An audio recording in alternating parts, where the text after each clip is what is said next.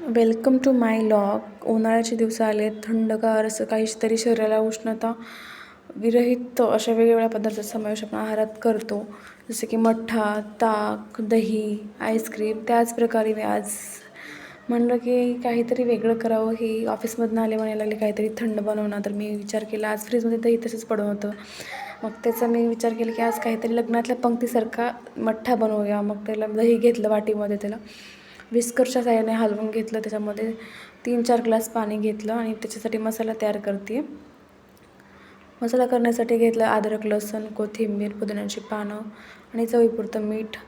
तुम्ही सांगा बरं, तुम्हाला काय आवडतं उन्हाळ्यामध्ये? आईस्क्रीम आवडतं खायला का मठ्ठा? पारंपरिक पद्धतीने पूर्वीच्या काळामध्ये आपले जास्त करून आपल्या उन्हाळ्यामध्ये थंड शरीराला हायड्रेट ठेवण्यासाठी ताकाचाच वापर किंवा बटर मिल्कचा वापर जास्त लोक पूर्वीच्या काळामध्ये करायचे. आता आपल्या ह्याच्यामध्ये आईस्क्रीम, मिल्क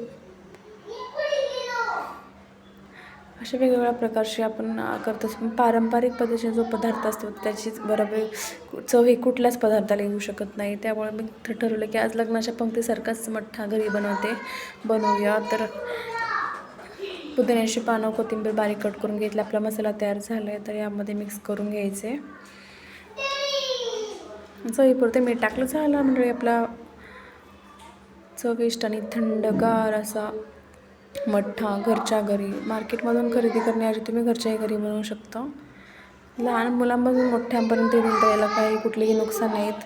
हे नॅचरली आहे, याच्यामध्ये कुठलेही प्रिझर्वेटिव्ह नाहीत. बाहेरच्या आपण जे पॉकेटमध्ये ताक किंवा मठ्ठा आणतो त्याच्यामध्ये प्रिझर्वेटिव्ह असतात, ते अत्यंत हानिकारक आपल्या शरीराला असतात. त्यामुळे होईल तितका आपण घरच्या घरी पारंपरिक पद्धतीचे पदार्थ बनवायला प्रयत्न करायचे.